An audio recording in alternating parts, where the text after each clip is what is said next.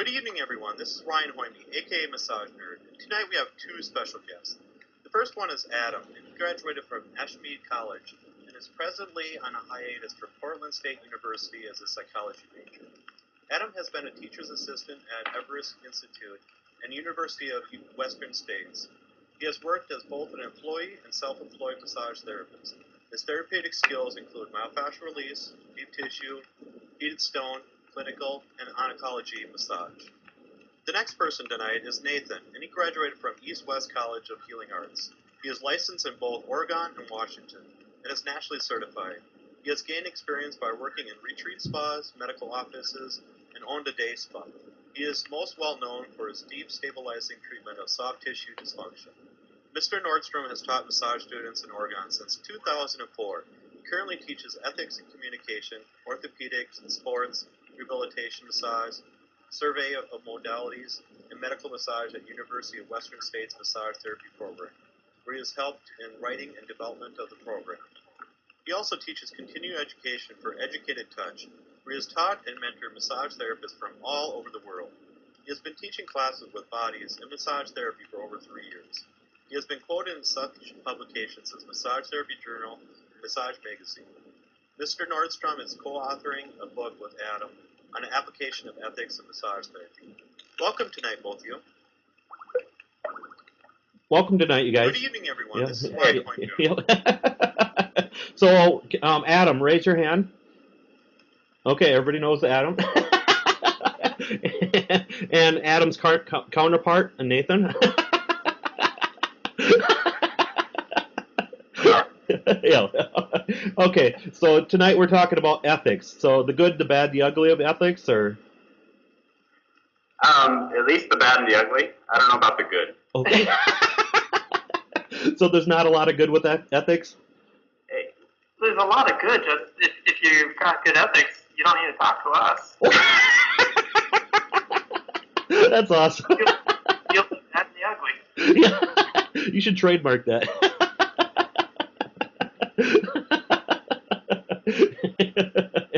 So, over your years of teaching massage, have you run into a lot of bad ethics then? More than good. More than good. Interesting to kind of look at ethics, because the biggest piece of ethics is how you look at how you're feeling about what you're doing. And there are so many people who live life in a guilty conscience, and a guilty conscience is an example of bad ethics. Yeah, it's not so much, if we run across really bad ethics, but it's also just people's ignorance of ethics. Like, they don't understand what an ethical dilemma is, or when they're up against something, they just think that this is how it is, and they don't understand that there's other ways of doing things and thinking of things, and Yeah, because ethics, I mean, it seems like pretty much cut and dry, but there's so many people get in trouble all the time. So. If it was cut and dry, no one would get their license revoked. Yeah. It happens in every state that has licensure, so there must be something going wrong. Yeah. Well. So, what goes on in your classes that you usually teach with your ethics? People get angry at us. Actually, those are the most memorable, because it's usually a pointing out a ethical dilemma. Dilemmas are those points where you recognize, I don't like something. But a lot of times people get into that spot and they don't know what to do. And so the key thing that we do is we say, hey, look at this spot. And that's when they get angry, because they've been there, or they have a connection to that. Or they're currently doing it. Or they're currently doing it. And they didn't think there was anything wrong with it. And we say, hey, look at this ethical dilemma. And people go, what ethical dilemma? There's no ethical dilemma there. And then we point out what's wrong with the situation. They're like, oh my gosh, that's how I've been doing it. And these are the side effects that could happen from that. Yeah. And that's what we put out there is, there are potential side effects. So what kind of repercussions do people run into when they get in trouble with their ethics? That you've seen? From That was a question that was way too. Level, or on a level between them and their clients, or on them personally. There's a lot of different ways you can run into problems with your ethics. The most severe, I think, would be getting your license revoked and losing the ability to do the trade. I disagree. I disagree because the most severe would, to me, be jail or death. Okay, he wins. Yeah. I mean, but how severe are we getting it? Yeah, generally the wake-up calls, and that's what we see in ethics, is a wake-up call. And so that wake-up call either comes from a moment of awakening, a moment of, oh my gosh, I'm in a bad spot, how do I get out of this?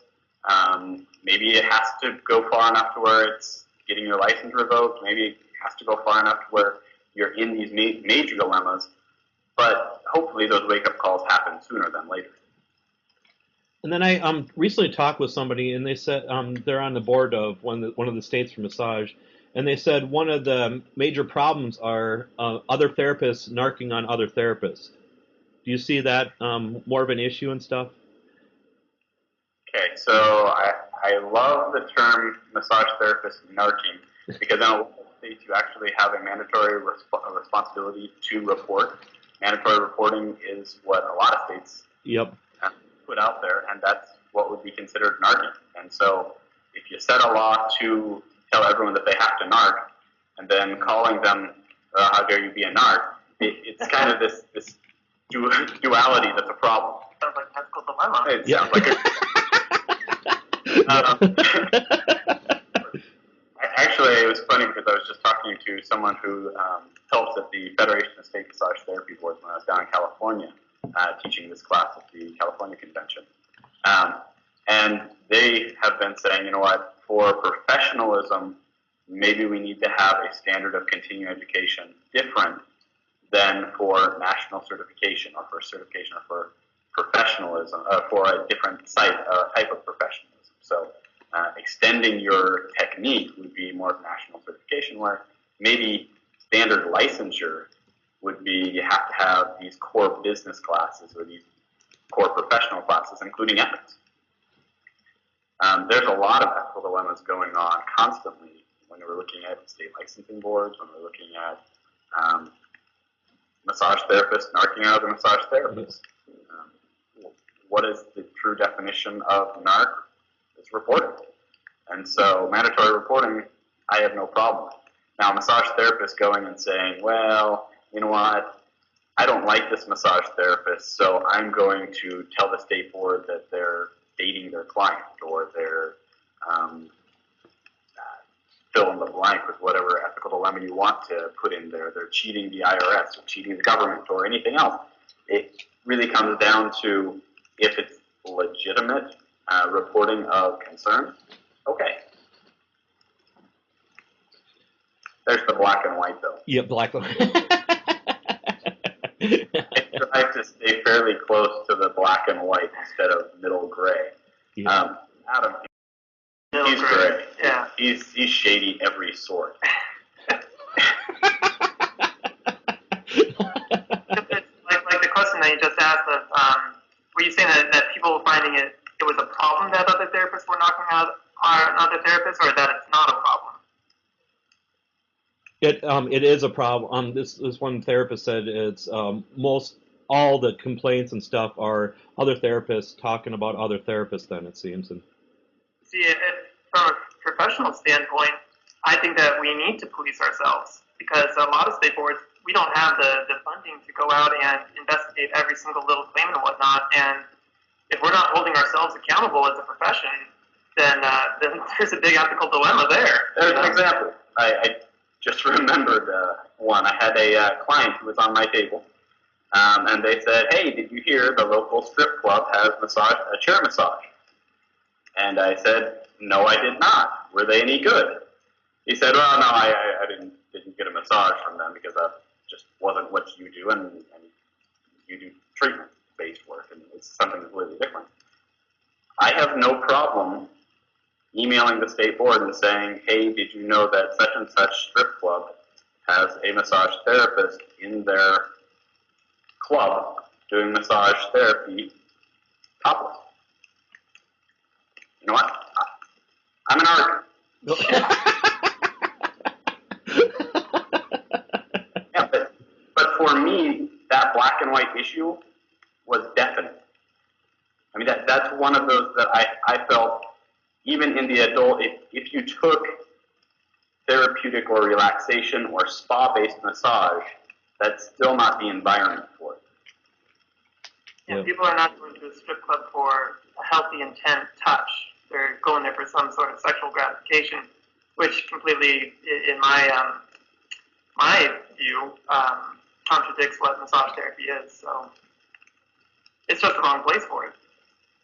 Yeah. But those people, those therapists who are, might actually be licensed therapists who are also working in a strip club, they don't see a problem with it. And they're not, they don't think that the board's going to come down on them. They're obviously promoting it, at their other place of work. And so... Thank you, Captain Gray. Yeah, there's definitely an ethical dilemma there that the therapist working at the strip club might not even be aware of. Okay. And in your classes, have some people actually changed their ways? I mean, have they admitted that they're actually doing something wrong and say, "Oh, thank you for bringing this up to me, and then I'm definitely going to change my ways," or are they more in the defense mode a lot of the times? Sometimes they go on the defensive. More often than not, they go on the defensive first, and then they kind of have the light bulb moment where they're like, "Oh, maybe I should change something, or maybe I did approach that the wrong way." And it gets them thinking about how complex their ethical situations are just in their practice, everyday practice. One of my favorites was last fall when we were at the AMTA National Convention in Minneapolis. We had two separate students in the same class. One was very adamant that we were wrong about what was it? It was attending your client's social events. And she was extremely adamant that she does that all the time, and there's no problem with it. And you saw the rest of the class was kind of mixed on that subject. And there was, through discussion, she just kind of went, okay, I can see how that would be wrong, and there's safety guidelines that I kind of built in to that ethical dilemma so that I feel comfortable and I can communicate, if I was uncomfortable, how to get out of that circumstance. And then the second one, that same trip, probably an hour later, she actually almost used us as a confessional, where it felt like Father Adam and Father Nathan. And the whole class was sitting there listening to this experience going, wow, I can't believe she did that. Yeah. And we had to present this as, you know what, we're not here to place judgment as a class. We're here to help each other. And through communication, we can support each other. Does anyone doubt that she's going to change her ways? And everyone was like, no, of course she's going to do great. So the problem with massage therapy as a profession is it's much more of a psychological event for both the client and the practitioner than most people realize when they get into it. And so we deal a lot when we talk about transference and whatnot, and becoming your client's friends, and understand that you might be taking advantage of them psychologically when you do that. And then if you start showing up to their son's birthday parties and get invited to this and that, you're really taking advantage of a psychological process that happens instead of simply being a massage therapist. And most people are completely unaware of that, so they think, oh my gosh, all my clients are my friends, and I've had clients for 12 years, and they're my best friends. And then we say, do you only see them when they show up and pay you money? And they're like, well, that's because I'm their massage therapist. I'm like, exactly, you're not their friend, you're their therapist. But because massage is such an intimate profession where we are getting our clients in a very vulnerable position, and we are touching their body in an intimate way, there's a transference that happens there where it's very easy for a client to think of you as their best friend, and it's very easy for the therapist to take advantage of that friendship. And most people are completely unaware that even takes place during a massage. We get into transference and countertransference quite a bit in each of those classes. And it seems like every time we bring up these two concepts, everyone goes, what is that? They've heard it, but they don't understand how it plays a role in their everyday practice. And so when that's only the light bulb moments when people kind of, realize that things are going on that are happening every day in their practice that's right in front of them that they had no idea was going on, like transference or dual relationships, or these things that can get practitioners in a lot of sticky situations without them even realizing it. You think they might know it's somewhat bad in the beginning, but they just get kind of absorbed in it, and then they just go with it then? Yeah, to that ethical dilemma so that I feel comfortable and I can communicate if I was uncomfortable how to get out of that circumstance. And then the second one, that same trip, probably an hour later, she actually almost used us as a confessional, where it felt like Father Adam and Father Nathan. The whole class was sitting there listening to this experience going, wow, I can't believe she did that. Yeah. And we had to present this as, you know what, we're not here to place judgment as a class. We're here to help each other. And through communication, we can support each other. Does anyone doubt that she's going to change her ways? And everyone was like, no, of course she's going to do great. So the problem with massage therapy as a profession is it's much more of a psychological event for both the client and the practitioner than most people realize when they get into it. And so we deal a lot when we talk about transference and whatnot, and becoming your client's friends, and understand that you might be taking advantage of them psychologically when you do that. And then if you start showing up to their son's birthday parties and get invited to this and that, you're really taking advantage of a psychological process that happens instead of simply being a massage therapist. And most people are completely unaware of that, so they think, oh my gosh, all my clients are my friends, and I've had clients for 12 years, and they're my best friends. And then we say, do you only see them when they show up and pay you money?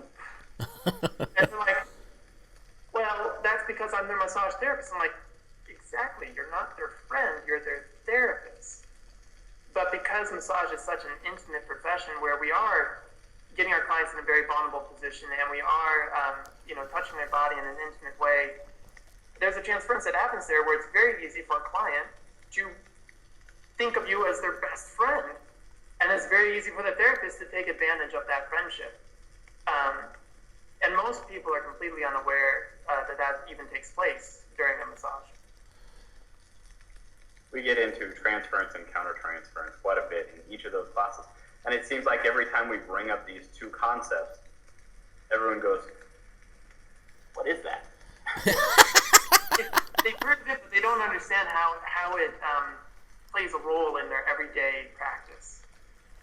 And so when that's only the light bulb moments when people kind of, realize that things are going on that are happening every day in their practice that's right in front of them that they had no idea was going on, like transference or dual relationships, or these things that can get practitioners in a lot of sticky situations without them even realizing it. Do you think they might know it's somewhat bad in the beginning, but they just get kind of absorbed in it, and then they just go with it then? Yes. Yeah,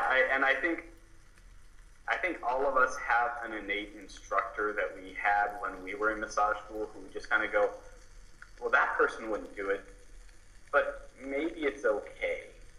And we justify through our dysfunctional ethics. We just kind of say, well, it's okay a little bit. Or even if we put our line in the sand, because I'm a big fan of putting lines in the sand and saying, okay, this is where I will not cross, no matter where that is in the gray, and just say, that's my new spot. We kind of dabble on each side of the line, back and forth, and then that line just kind of moves. And then we dabble over it again, and instead of saying, okay, you know what, I'm going to write it out, and I'm going to say, this is my standard, this is my requirement. And that's the big difference between ethics and your own personal ethics and like having a law or a moral or something like that. We talk about that too. Your ethical dilemma is the personal dilemma that you come across when you're faced with a very sort of black and white situation. The example we use in one of our classes is it unlawful to steal? Is stealing wrong? Yes. And then you say, would you steal to feed your starving child? And that's where everybody says, well, there's exceptions here, or it'd have to be this far, and that's where everybody's, there's where you go into that gray area of everybody's ethical dilemma will happen at a different point. Some people would be like, it doesn't matter what, is going on, you don't steal, that's wrong. Other people would be like, hell yeah, my kid is starving, I'll steal a loaf of bread. And then side note, some people love Robin Hood, and so they just kind of say, hey, I'll rob from anyone who's more fortunate than I. Yep. Yes, everybody, you've got the black and white of the moral and what you should do and what you shouldn't do, and then you have the personal ethics of, but what would I do given this situation, or what situation would change how I perceive that event. And I remember back in the day when I was in high school, I applied at Target, and one of their questions was, one of their questions was, have you ever stole a pencil at all, or have you ever taken a pencil from your workplace? And what's the right answer to that? Yeah. I took that same test when I went to be a shoe salesman in high school. Yep. But yeah, it was the same question, and you just kind of say, okay, are you going to be honest? Because you know what, everyone has accidentally stole a pencil. If you haven't, bravo. But we've all kind of set that standard, and we kind of say, okay, this is what happened. And if you can say, yes, I stole a pencil, and I'm okay with it, and I understand that probably wasn't my intent. I didn't go around going, blah, I'm going to take everyone's pencil. It is life. You just kind of go, okay, there's an issue here, and do I return every pencil that I knowingly steal? I can't even say I do that. But I do probably buy more pencils and let people have them more than I take from people. So I say good for the universe. Yep. I've never stolen a pencil in my life. Yep. What about a pen? He's just right there, because for me, I will only steal pens. Nice.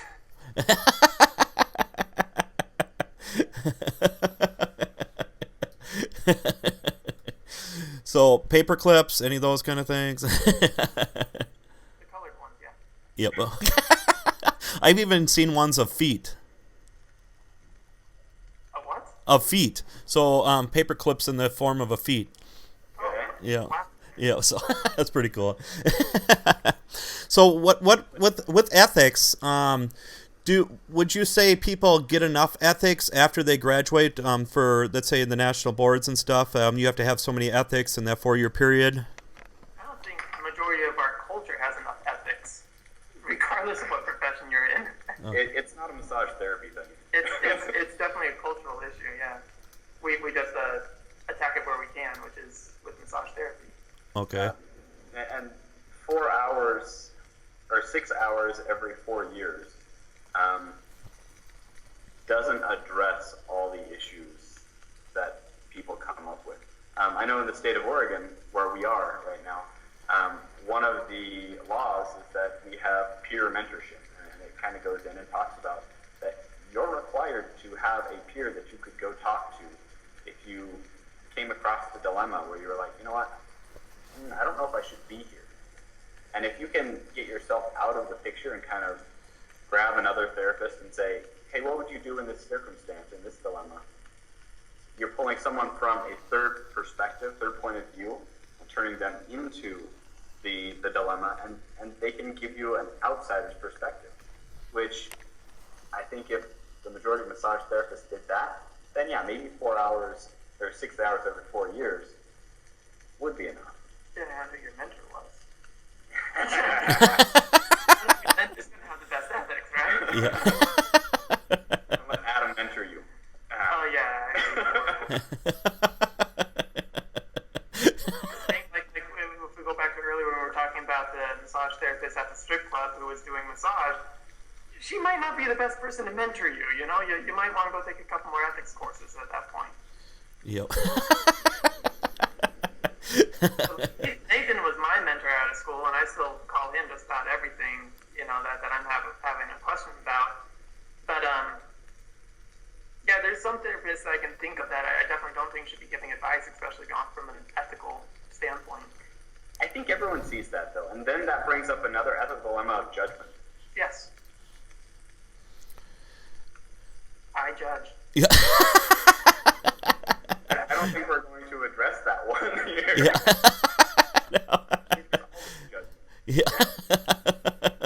There's always something for us to improve ethically on. Yep, always helping. If you don't see something, it's because you're trying not to see it. And are you aware of all the states that do have ethics? How much ethics they have for each state for massage related, and what are some of the better states if you know? Good call. I don't. I know the national standard. I know Oregon's standard, but most of the states that I've looked into fall with the national certification standard, which I agree with. I mean, as long as we can get people talking, therapists talking to other therapists, I think we're in a good spot. But that really does come down to getting people communicating about ethical dilemmas on a daily, weekly basis. And then with ethics, do you see the rise of more ethics in the near future and stuff? I see a rise in the direction of different places needing it. For example, when I was talking about the Federation of State Massage Therapy Boards, they're seeing a need because only a certain percentage of the massage therapists are nationally certified. And so those who decided not to be nationally certified don't have that standard from the NCB. So they're looking at, okay, should all of the states have a standard kind of, you got to have this many ethics hours, and be more on those specific directions of professionalism instead of what technique you're going to use. Okay. And then with ethics, do you believe in online ethics too, or do you believe it should be in class? I'm going to let Adam take that one. I definitely think you get more being in a classroom than being online, simply because you can break into small groups, you can have discussions with the people next to you. It really, as Nathan was saying, the whole mentorship idea, being able to turn to somebody and be like, I have this issue going on. In our class, in the classroom, we break the class up into small groups, and after every single little section, they break up and they discuss what was going on, and they tell their own stories, and they have that peer review right there in the classroom. Online, I don't think you get that as much. I'm not saying online isn't a bad way to teach ethics, but I definitely think with how personal a lot of ethical situations are, and because ethics is such a personal thing to everybody, your ethics are going to differ from everyone else's. It's very hard to go into a chat room or a forum and have a discussion about yourself. Whereas if you have the support of a group around you in a classroom setting that's more intimate, then it makes it a lot easier, I think, for the people anyways. Now, I've talked to several different continuing education providers who have gone online. One of my favorite other educators is Whitney Lowe, and he's done a huge push on online education. And I haven't talked to him about ethics specifically, but there has to be a personal connection to kind of view personal interests and personal behaviors. And so if you had groups that came together and did a group online forum at the same time, maybe that would work. But I think as a culture right now, we still have too much of a problem with the disconnect of online individuals and your actual individual. People have their little person in the computer who may be a complete different person from the person walking around in the world.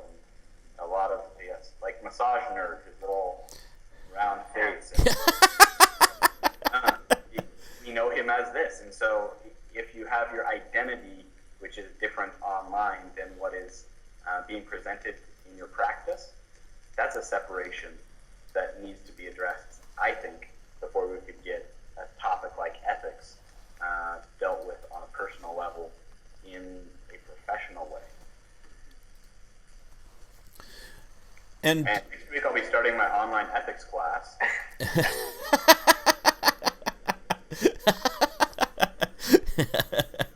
So and then I heard you're going to be on the World Massage Conference this year. Yes, we are going to be doing that June 5th, I think, is what we're doing. They're actually doing a lot of really unique, interesting directions. They've got a 30-minute video that goes along with any of the interviews that they're putting together, and they're going to have an open chat forum. Yep. Sorry about that. Sorry. Open chat forum, which hopefully will provide more communication and more interest in discussing topics. We'll be there to discuss with people what's going on and discuss other dilemmas that people may be looking at.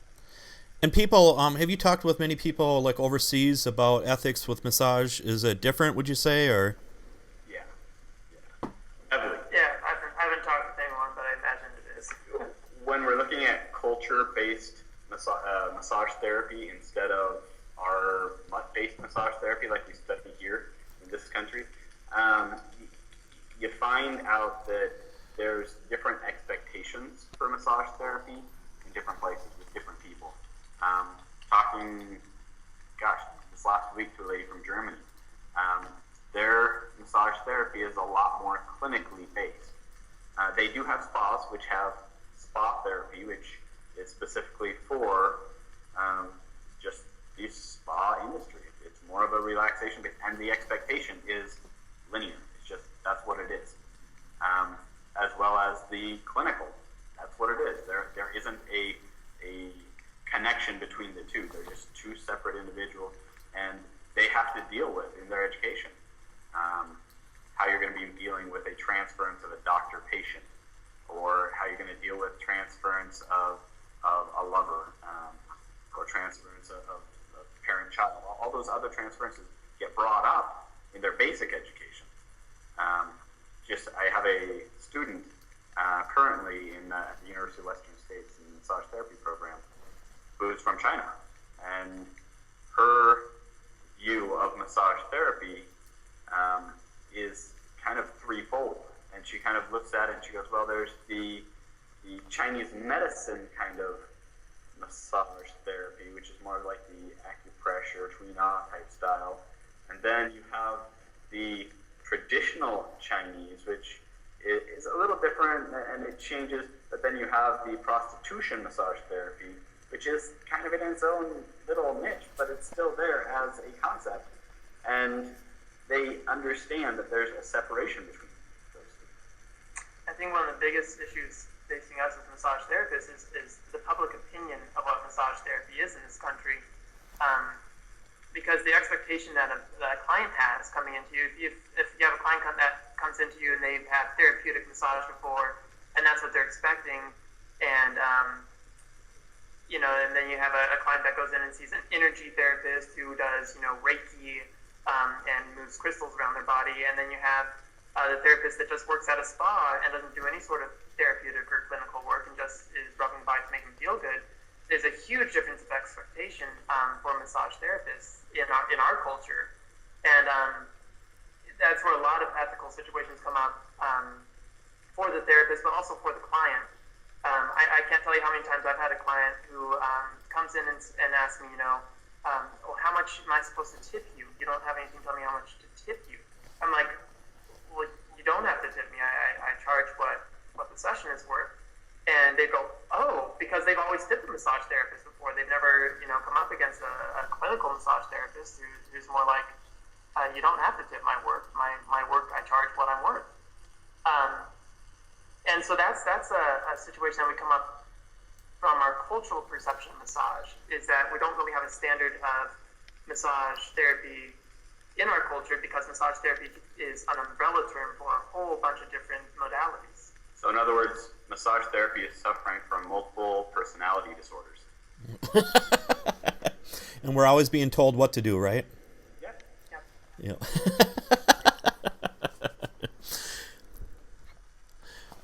And are you still there?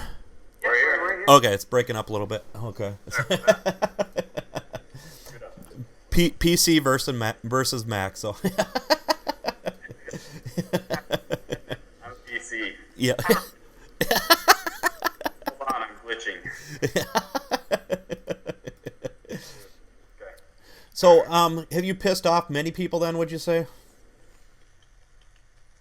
Yeah. Yeah.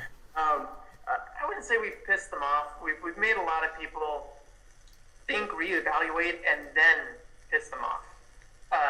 Because normally, once we introduce a concept, either somebody kind of has a perception change, like they change their view, they change their perspective, or they get stubborn and then they try to fight and then they try to argue their way out and justify, and a lot of things come up, and so in their mind they're just strengthening their perspective instead of being open to a new one.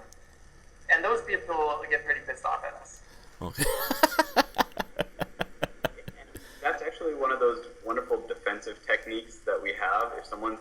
If we're feeling attacked, instead of saying, why are we being attacked, we're saying, how come and how dare they attack me, so I have to defend myself. And we're not here to attack people. We're here to open their eyes and have them look around and say, okay, what's going on? I mean, yeah, we're here to piss people off too. I mean, I can't say we're not. When we started this class, the first time we put the name on it, I've Been Touched, Fully Exposed Ethical Dilemmas. And it was meant to kind of invigorate people and kind of make people go, what? You can't say that. I've been touched? You're not fondling people. That's wrong. Because originally it was, I've been touched by Nathan and Adam. And that just sounded so wrong, so we got to add, I've been touched, ethical dilemmas by Nathan and Adam. But yeah, people had a problem with that title, how we titled the course, so we actually had to change it.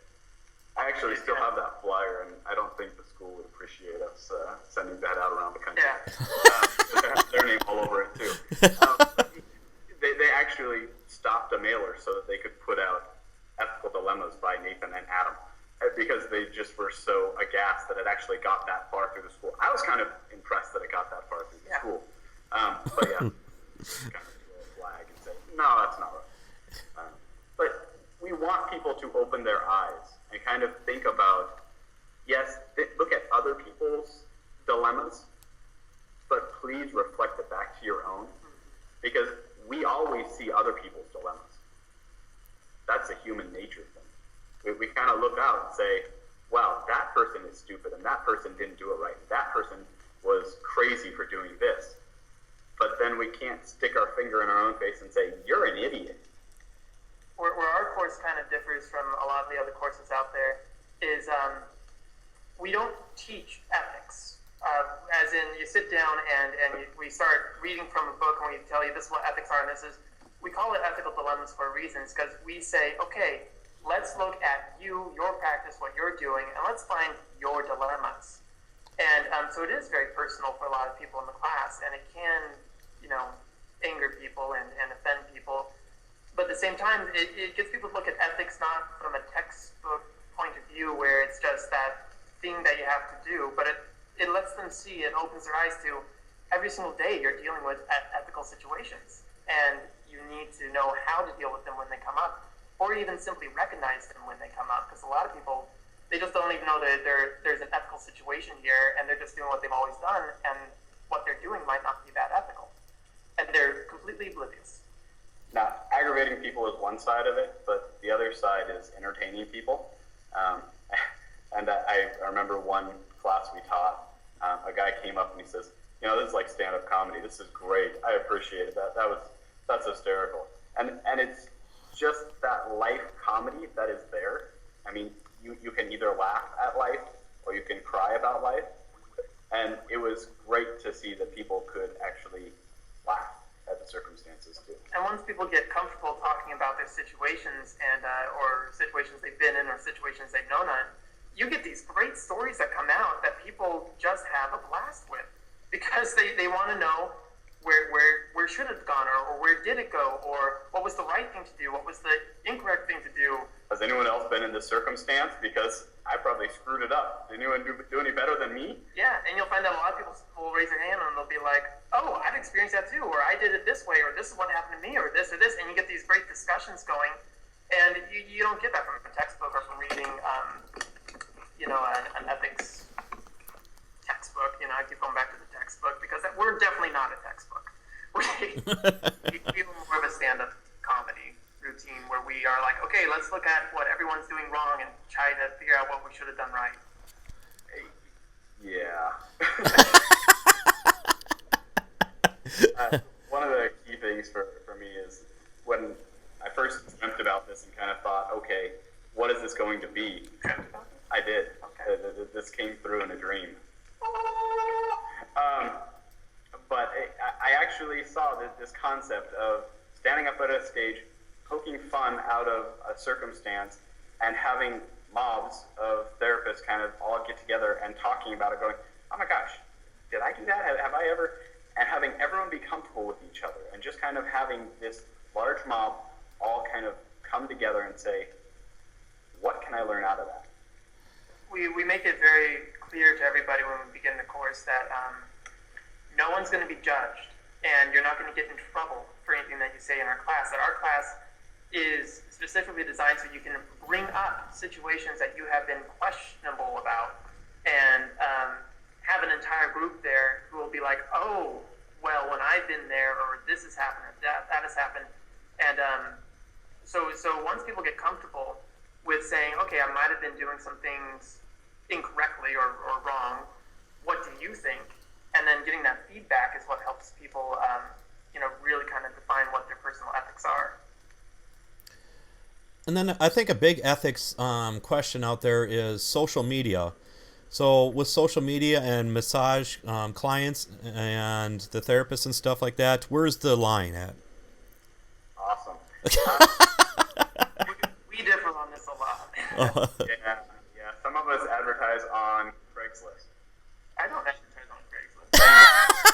I did at the very beginning, and then I learned very quickly why I should not. So.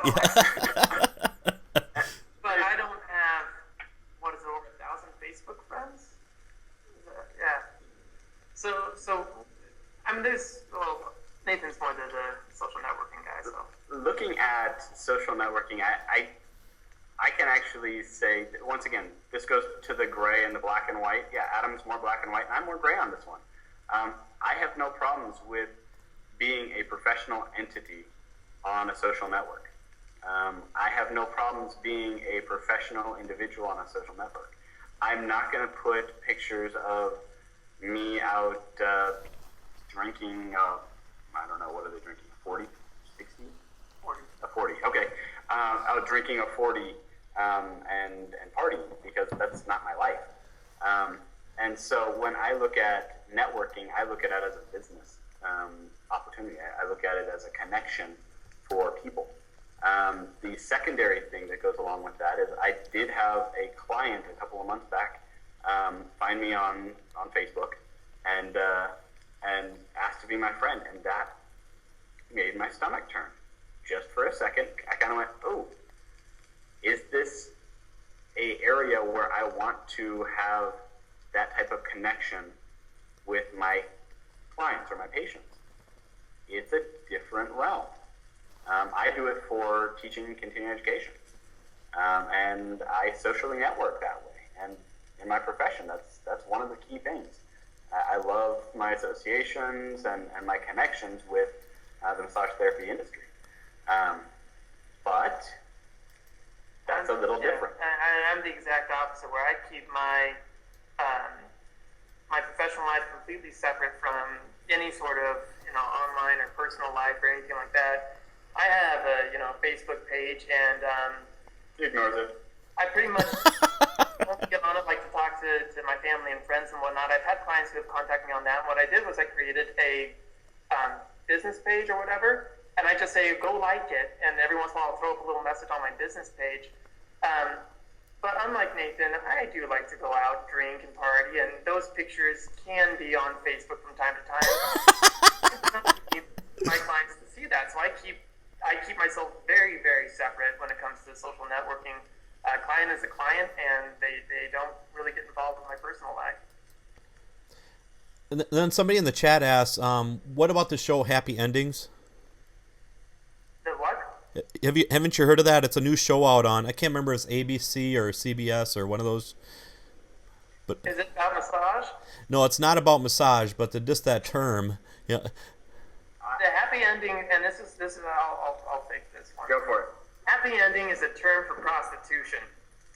Flat and simple. As massage therapists, if we are educating the public that we are not where you can expect to go get a happy ending, and if you do go to a massage therapist and they give you a happy ending, you didn't go to a massage therapist, you went to a prostitute.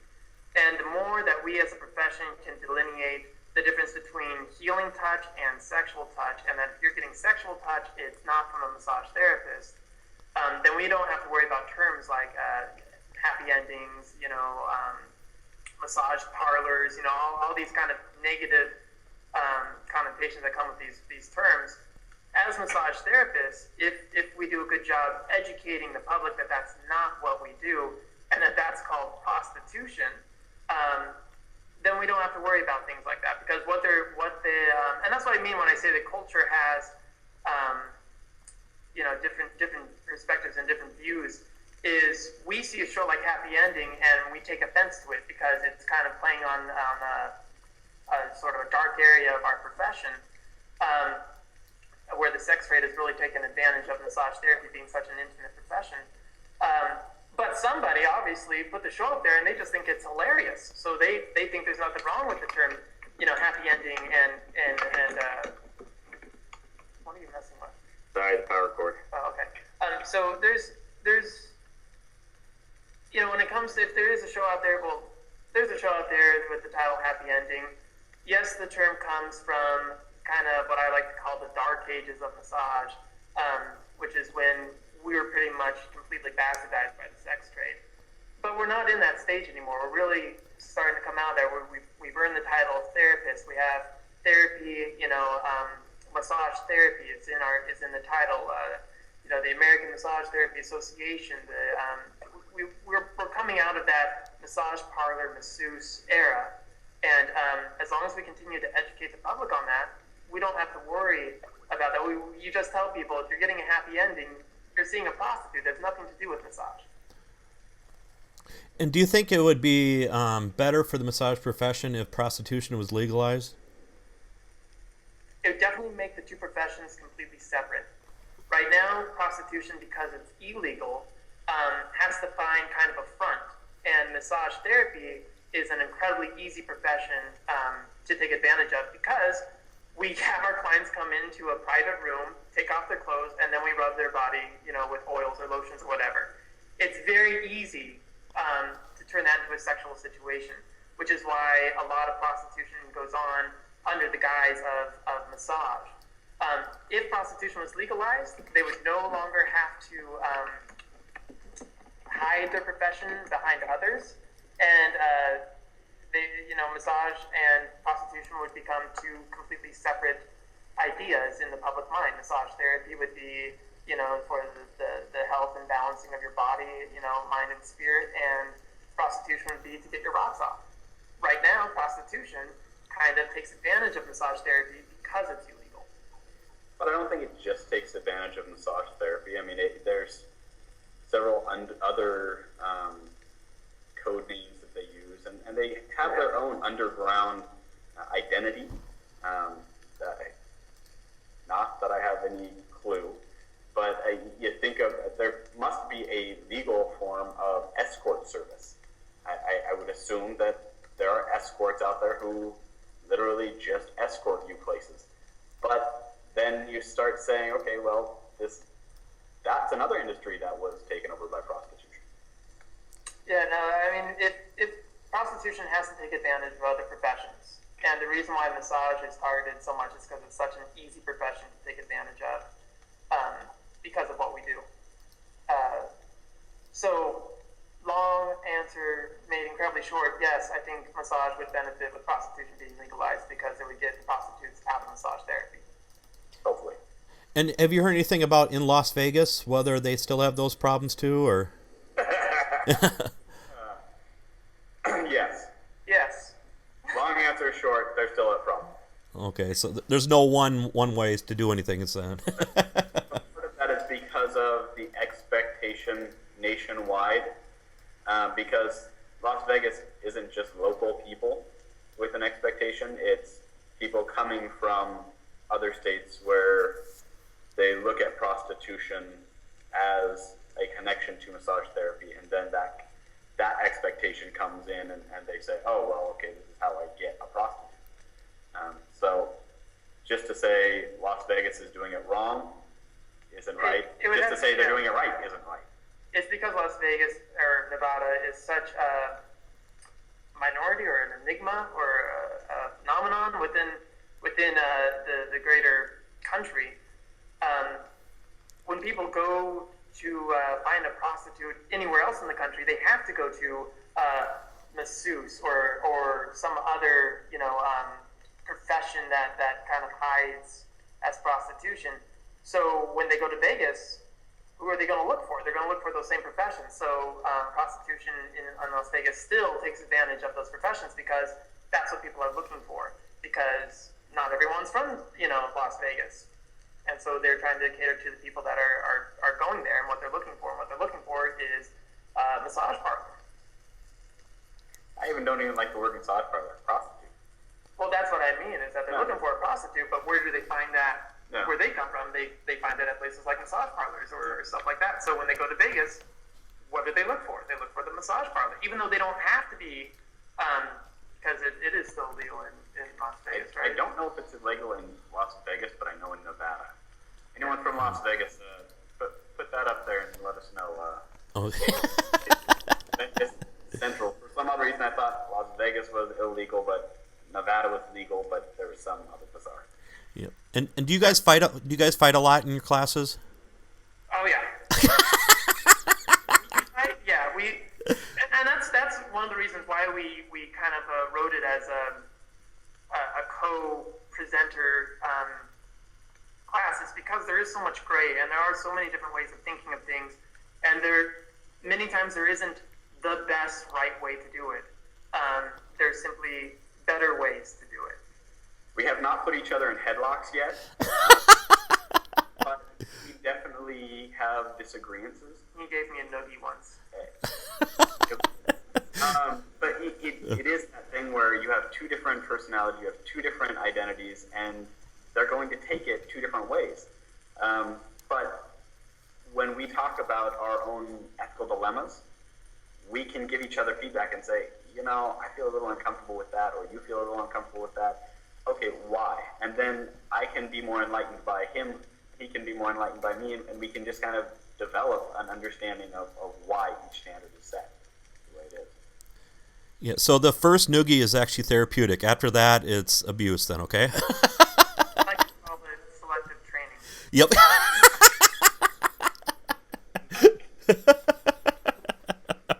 Okay, so where can people see you live this year or even the next year? Okay, so for this year, it looks like we have... This year's next class is going to be in August in Portland, Oregon at the University of Western States. We're going to be doing a class, a 3-hour ethics class with the Oregon chapter of the AMTA here locally at the University of Western States. That's going to be fun. You know what, I think I may have to go to Facebook to figure out what my dates are on all of that. So we've got, no, it's not on there. And then they're on the website, so you can either Facebook friend me, be more than 1,000 friends, Nathan Nordstrom, or you can go to educatedtouch.com and find the dates and locations. Right now we're looking at next year for the New England Regional Conference. We've got our application in there, see if they'll accept us, take us for who we are. And then other classes that are going on are, World Massage Conference in June, as we're going to be talking more about ethics for an hour and kind of getting on each other's nerves.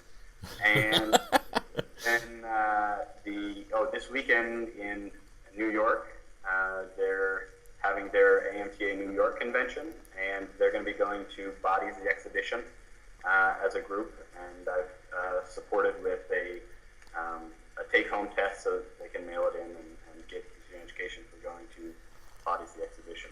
That's coming up this